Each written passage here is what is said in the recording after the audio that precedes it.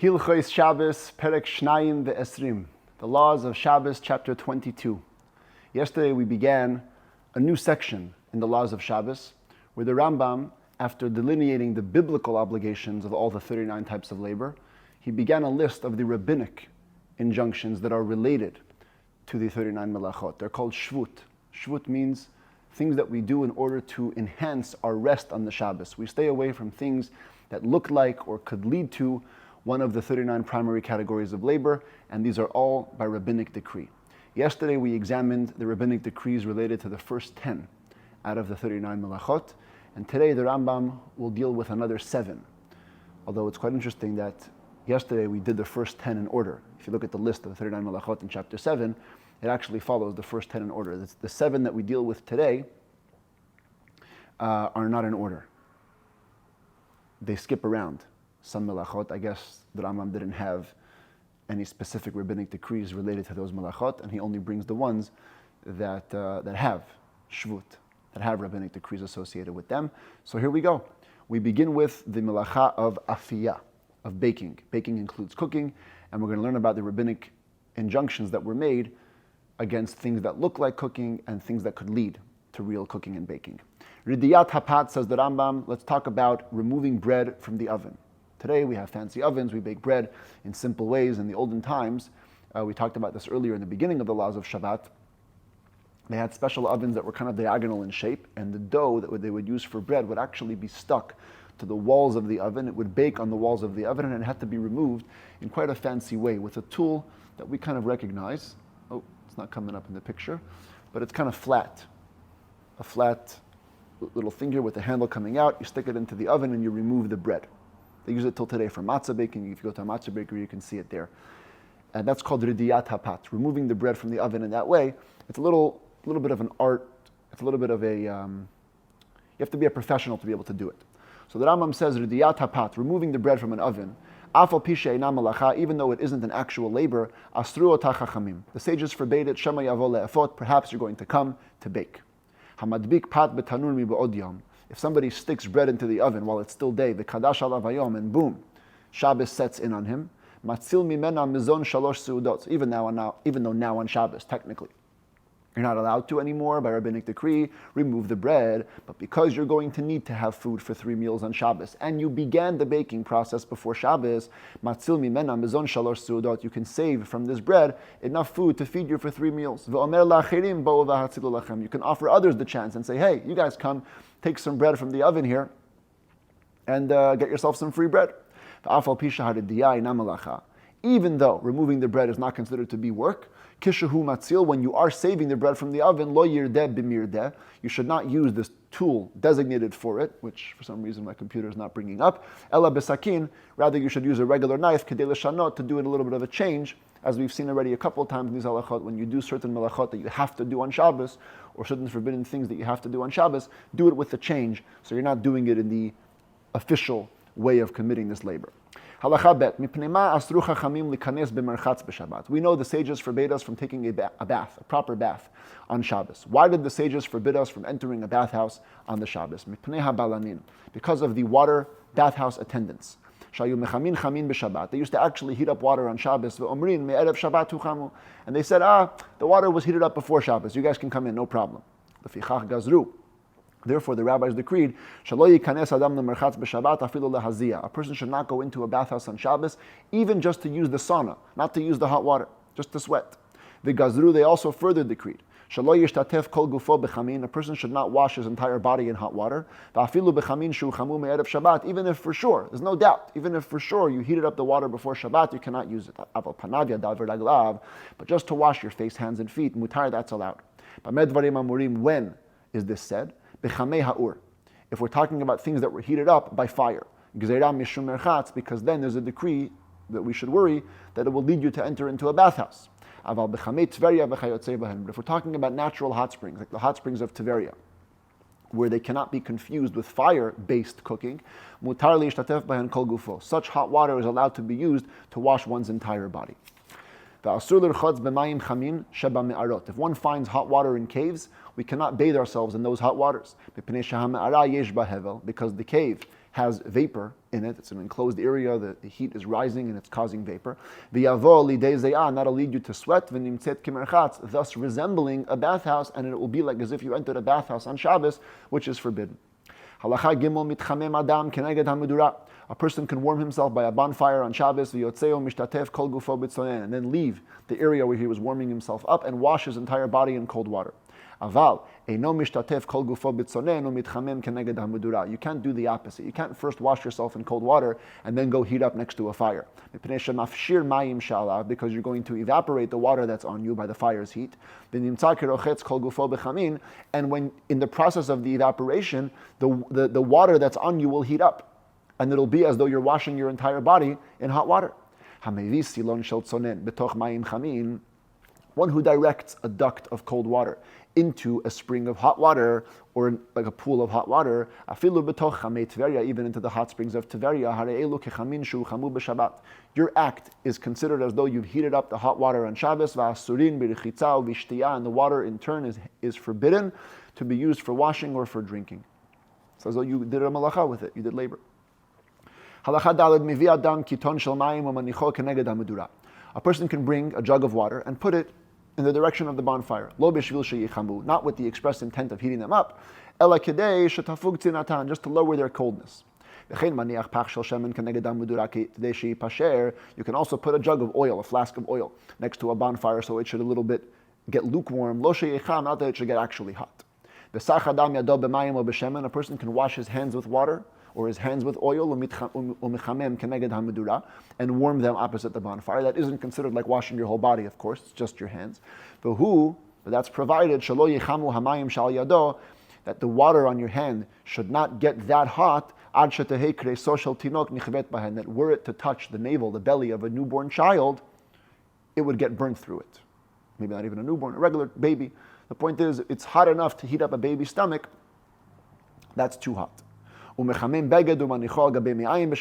also heat up a cloth and then put it on your stomach for some comfort on Shabbos. A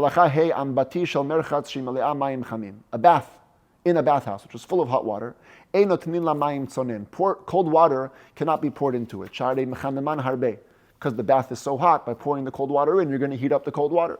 And that's like cooking. Neither should you pour in a flask of oil into this hot bath. It's like cooking it. What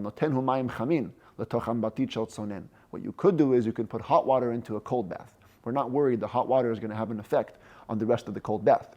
And so there won't be any cooking taking place. Reminds me of a story.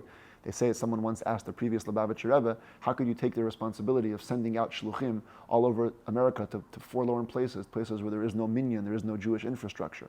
And the guy said it's like throwing hot water into a cold pool. No matter how inspired your Hasidim are, at the end of the day, they're in a cold pool, they're going to get cooled down. So the Frierdiker Rebbe said, like we have in Halacha all the time. When do we say that something cold and something hot and something cold gets cooled off? If it's not connected to its source. But if you have something plugged into the wall and you put a heating implement while it's plugged into the pool, not only will it not get affected, but in the end it'll heat up the pool as well. So he says, my Hasidim are connected to their source. They know how to stay connected even when they're far away. And if they're plugged into the wall, then it will heat up the cold pool, as we've seen it do. Chabad has grown to be the biggest Jewish outreach movement in the world, reaching thousands and thousands of Jews, bringing them closer to Hashem in heaven. Halacha vav, mecham shepina mimenu mayim chamim. A samovar, a kettle, from which you emptied hot water.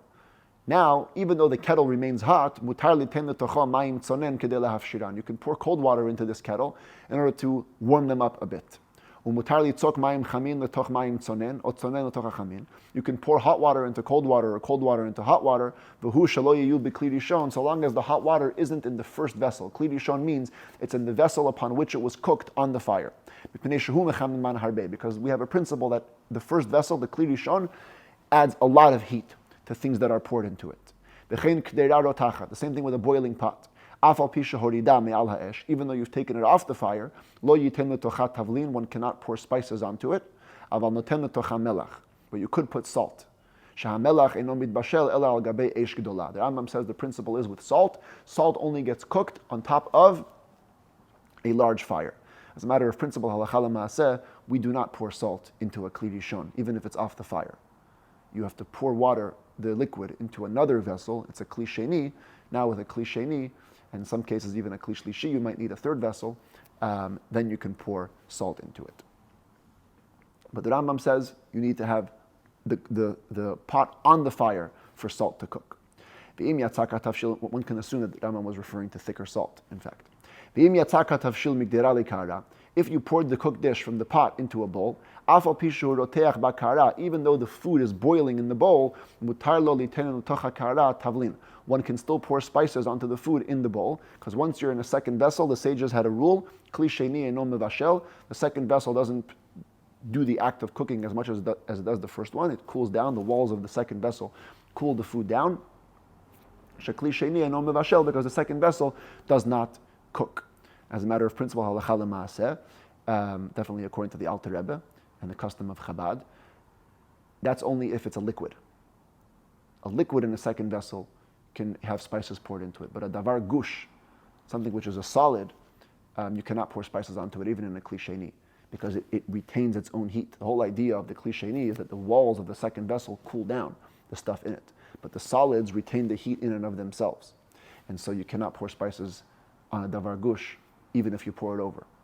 And that's why with cholent is missing salt. According to the Alter Rebbe, you cannot pour in spices in there because the davar gush, the solidness of it, holds the heat. Halacha zayin ein shorinat hachiltit. One cannot soak chiltit. We saw this yesterday. It's asafoetida, a type of plant.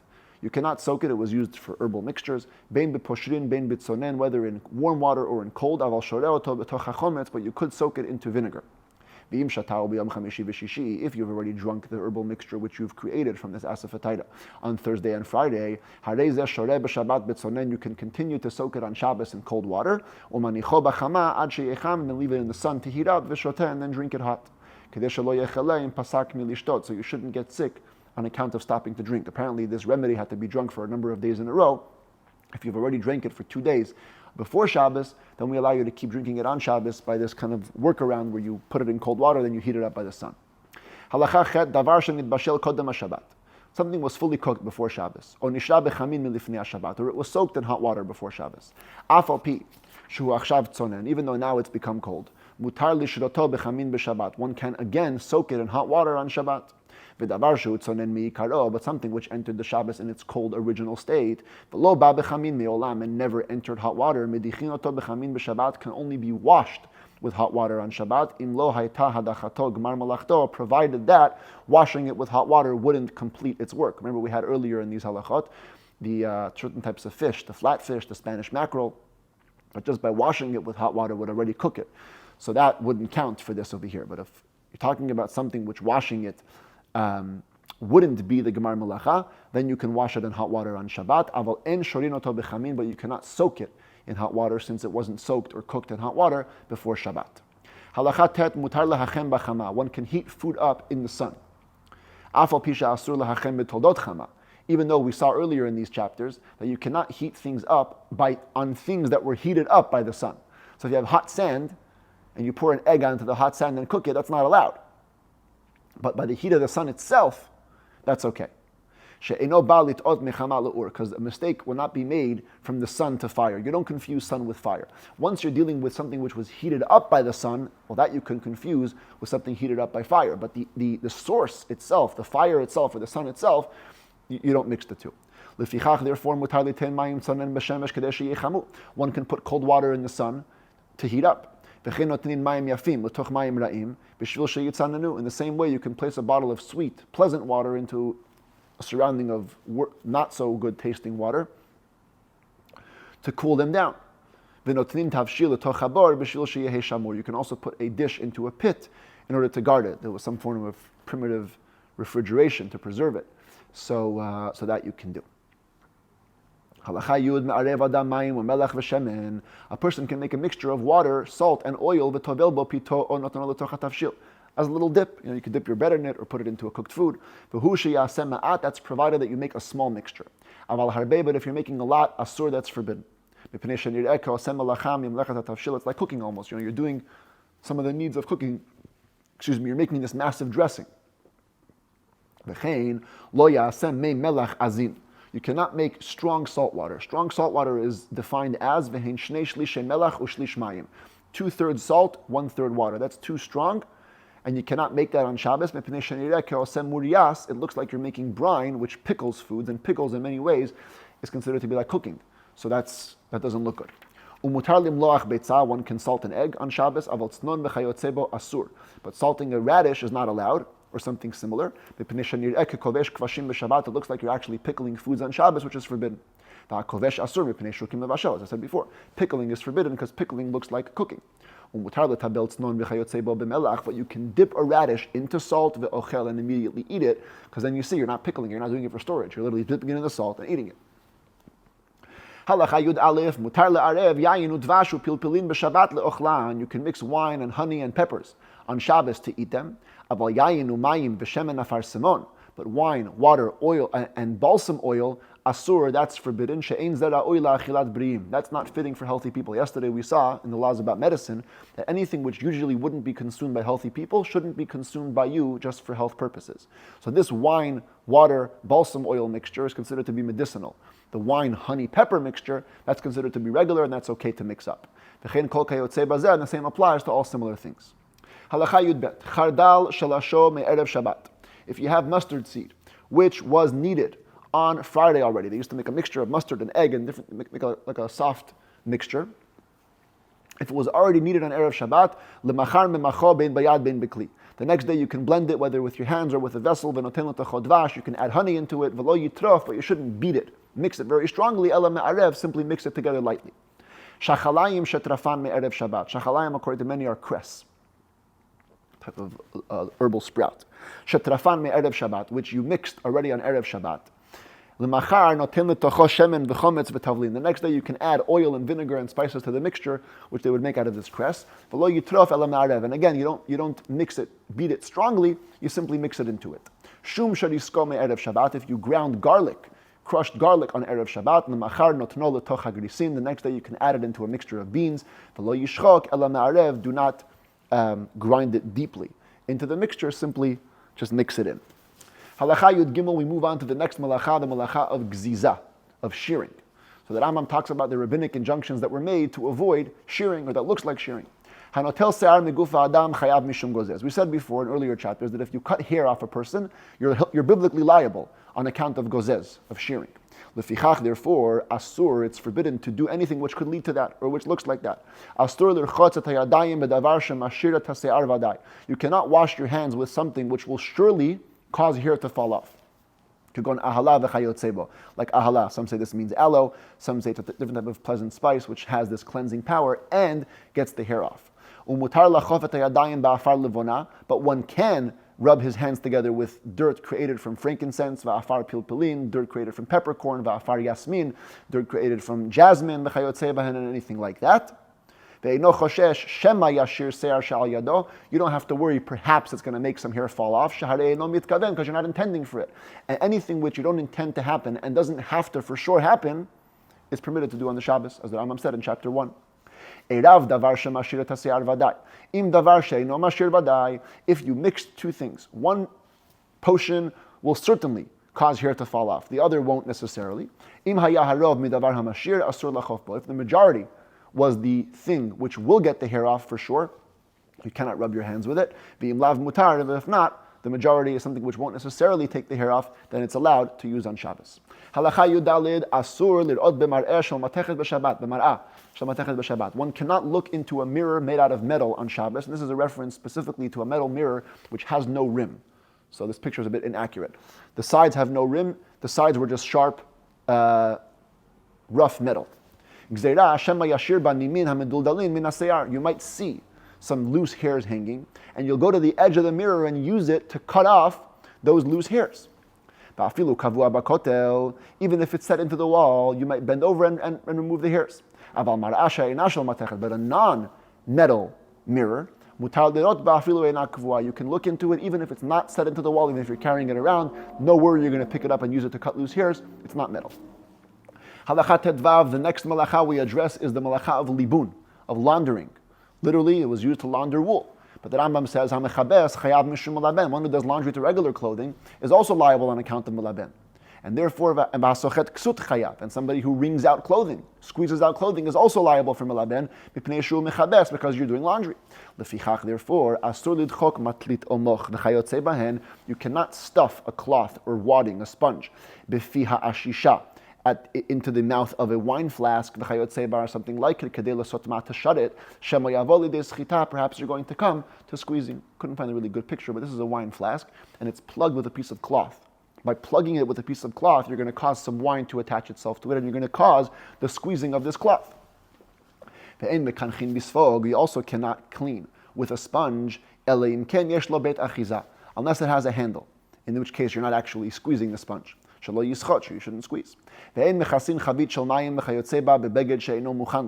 also cannot cover a barrel of water or anything like it with a cloth that isn't reserved for it. Again, for fear that you may come to squeeze it. If a barrel of your own stuff broke on Shabbos, you can save whatever you need for Shabbat, for you and for your guests, so long as you don't scoop it up with a sponge, wine or oil with a sponge. If you're going to do the same way you do during the week, maybe you'll come to squeeze the wine or oil, which is forbidden. The ketzad matzil mimena. So in that case, how do you save wine? And let's say your barrel of wine broke. How do you save wine for Shabbat from it? You must bring another vessel, a bowl or something, or put it under it. You should not bring one container to catch the liquid in the air, and another to collect the liquid from that. We're worried you might bring a vessel from the public domain and actually carry. If you have now guests coming in, you can bring as many vessels as you need to catch the liquid in the air, catch the liquid from the other vessel coming out. But you can't make a trick. You can't start setting up your whole patent, setting up the vessels to catch the wine and then go and invite guests. First invite the guests, then go take care of your wine. If you did a trick, mutar, the rabbis won't hold you accountable. It's allowed. You got to save your wine, you got to save your stuff. Tichal gabe bigdo. You have clothes that got some mud onto it. You can only scrape it from the inside where the mud did not reach, not from the outside where the mud actually is. For fear that you might lead to actually doing laundry. But with your nails, you could scrape it off. We're not worried you're going to put it through the detergent process. One who scrapes off stuff from just a little cloth, asur, that's forbidden, because by default you are doing some kind of laundry to it. But if you're doing that to a cloak, mutar, then you're allowed to. Because when you scrape it, you're only trying to soften it. These last two cases aren't talking about when it's dirty necessarily. You're simply just kind of making wrinkles in it, rubbing it, scrubbing it. When you do that to a cloak, you're simply softening it. New clothing were typically rougher. When you wore them, you kind of broke into it. So when you do it to a cloak, it's allowed because you're only doing it to soften it. You have shoes or sandals got dirty in mud or in manure, in excrement. You can shake it in water, but to actually launder it, asur, is forbidden. You cannot scrape down shoes or sandals that are new, but you can rub them down with some kind of ointment and actually clean the old shoes because you're not doing as much laundry to them when you clean them. A pillow or a blanket that had some kind of excrement or dirt on it, you can wipe it down with a towel, with a little rag. If it was on a leather, piece of leather, you simply pour water till it goes away. You cannot scrape it down with a rag. The person who had his hands dirty with mud, you can wipe it down on the tail of a horse, the tail of a cow, and with the tough cloth that people use to hold on to thorns as they walk through them. But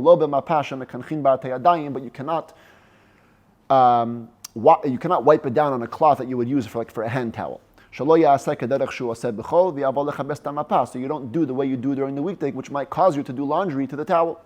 Halacha chaf, misha rachatz b'mayim, a person who washed himself in water, mistapeg ba'alun tito miviya biyado. He can dry himself with his towel and bring the towel back with him. Ve'en chosheshin shema yischot, we don't worry that you're going to squeeze out the towel. Ve'chein, misha nashru kilab b'mayim, similarly, somebody who got his clothes wet in water on Shabbos, mehalech b'hen, he can keep walking with them. Ve'en chosheshin shema yischot, we're not worried that you're going to squeeze them out. But once you're done with the wet clothing, you cannot spread them out to dry, even in your own home. Maybe somebody looking will say, this guy just did laundry today, and now he's putting it out to dry. A huge rule in halacha, wherever the sages forbade something for fear of somebody seeing and misinterpreting, that act is forbidden even if you're within a room. That's how it is. Marit ayin extends to everywhere. Halacha chaf aleph shtei metaharot zu al gav zu. If you have two mikvahs, one on top of the other, the commentaries, we're not getting into the laws of mikvah here, but typically mikvahs are made in one of two ways. Bor al gabei bor on the left, that's the Chabad custom, especially when it comes to women's mikvahs, men's mikvahs. One pit on top of the other. The pit in which we're actually dipping is not the pit where the rainwater is stored. That's under the mikvah.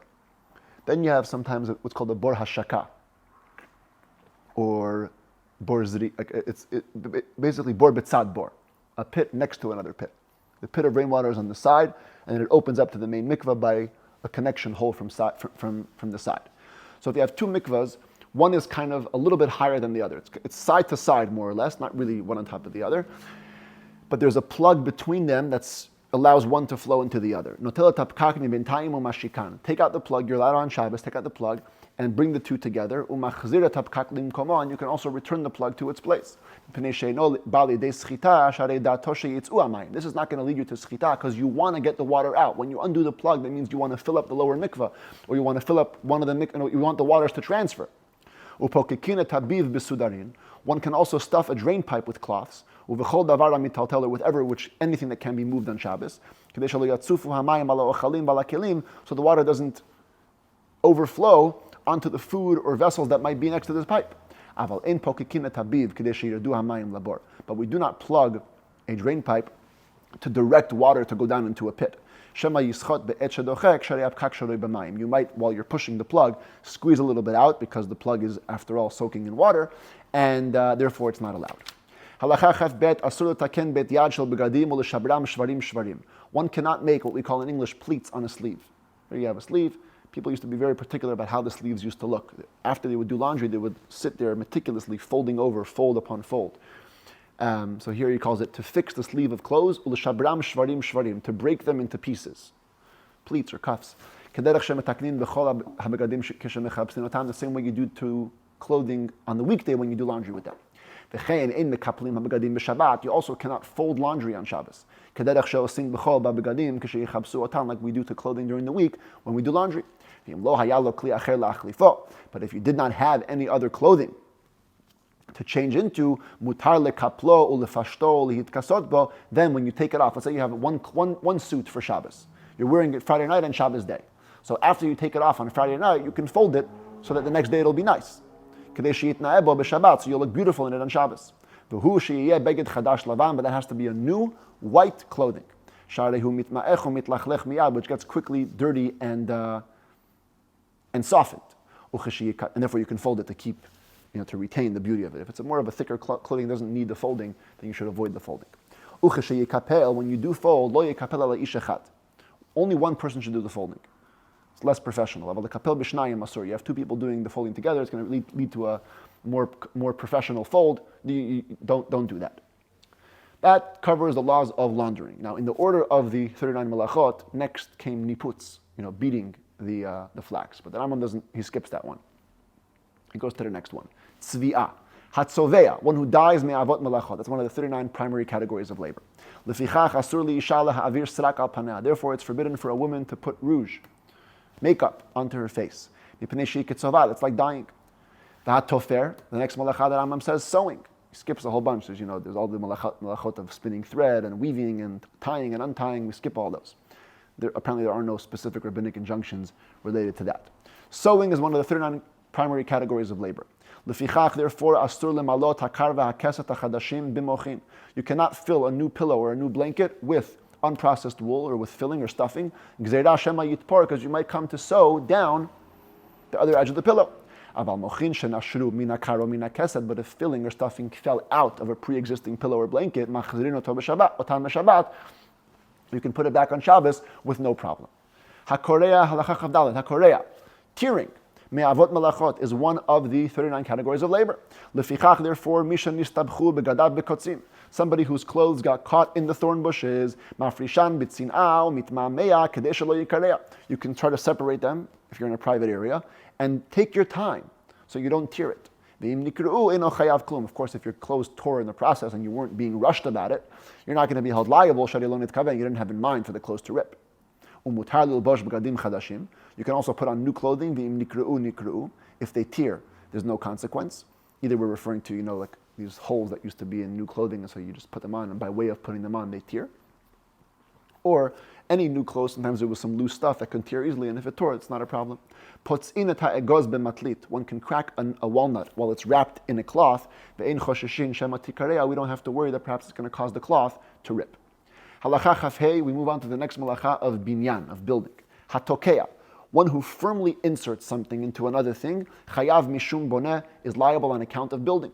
Lefichach, therefore, kol adlatot hamechubarot lakarka, any doors which were attached to the ground, lo notlinotan v'lo machzirin, we don't remove them or return them back into place, gzeira shema yitka, for the fear that you might come to attach them. This is, olden day doors. They call them pivot doors. Today we're used to doors with hinges. The hinges are attached to the post of the door, but typically the doors used to actually, in the olden times, used to have a pivot on top and a pivot on bottom that would literally enter the roof and enter the floor, like you see here in the picture. So since it's attached to the ground, we don't remove it or put it in, because you might, look for the attachment place and then actually insert it with a very strong insertion. But a door which is not attached to the ground, it's a door of a closet, a door to a chest, a door to a cabinet, ush'ar daltot hakelim, and other vessels, other doors for vessels. Notlin v'lo machzirin. You can take them off, but you can't put them back. But putting them back, even these small doors, we're worried you're going to put it in firmly. V'im nishmat tzira tachton shelahen, if the outer hinge, the outer pivot, the bottom pivot, came out, dochakinot limkomo, you can push it back into place. Uvamikdash machzirin, and in the holy temple, you could actually literally put it back where it needs to be. Because again, in the Bet HaMikdash, there is no shvut. There is no rabbinic injunctions governing what's to be done in the holy temple. About tzir ha'elyon shenishmat, but if the top hinge, the top pivot, came out of the door, asur lahachziro b'chol makom, you can never return it, even in the holy temple. There's a real fear of doing a biblical labor. When you put it back in, you're not going to want the door to tip out, so you're going to put it in firmly. That's like building. Halacha chavav in godlin sa'ar et sa'ar arosh ve'in poksinoto. You cannot braid or set hair of the head. It seems like building. If you have a menorah, which is like a lamp, made out of a bunch of pieces, you can't build it, assemble it. Neither can you assemble a chair of pieces or a table of pieces. It seems like building, even though there isn't firm attachment between the pieces. But if you did, you're exempt. We can't hold you biblically liable. It's not actual building. The rule is, real building, the terminology of building doesn't apply to vessels, neither does demolishing. Building and demolishing means structures, not vessels.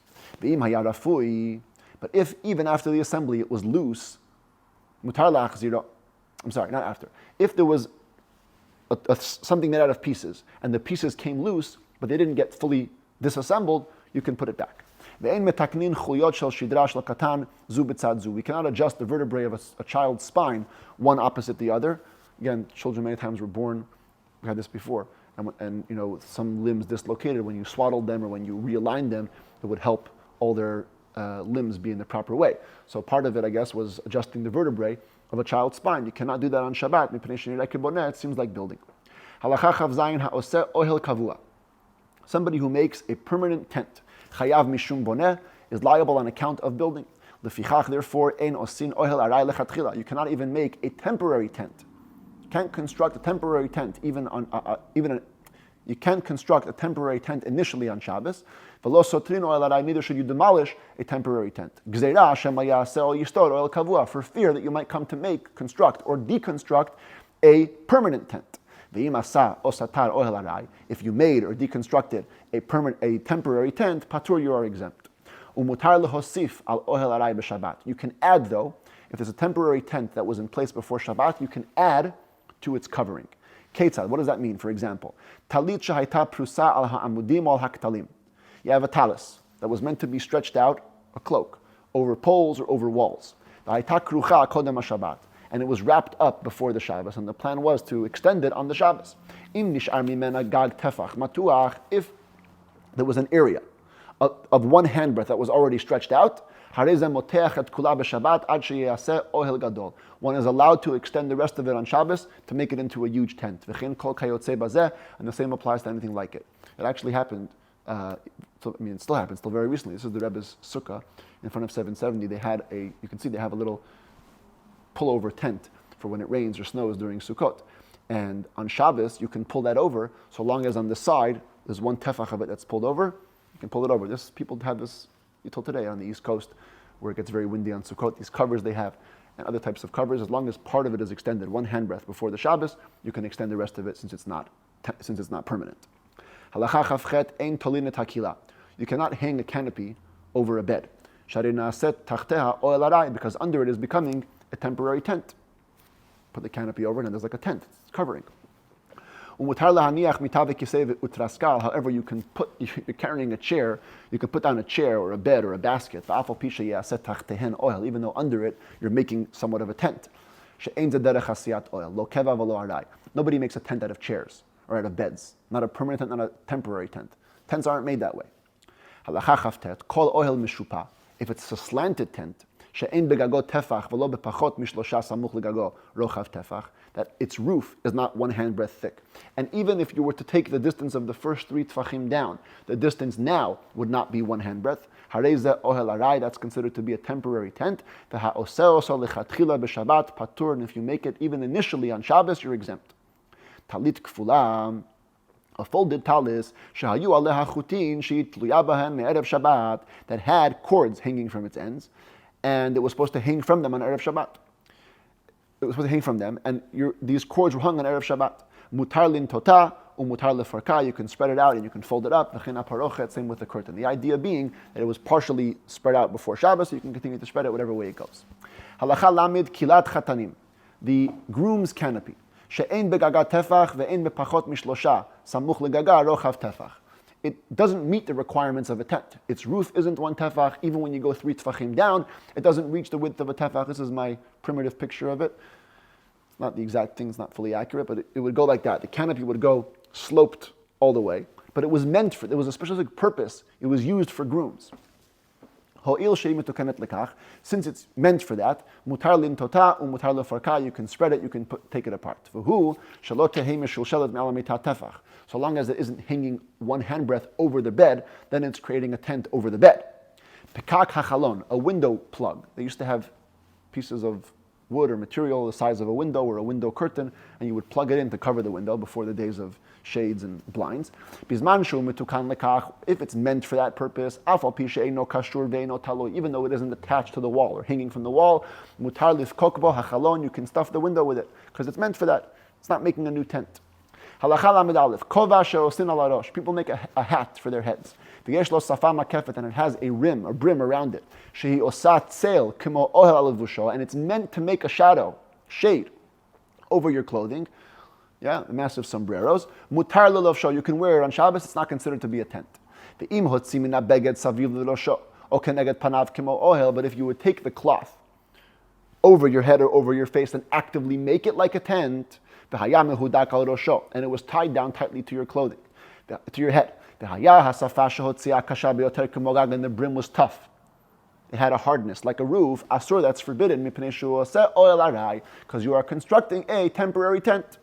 One who spreads out a curtain or something like that.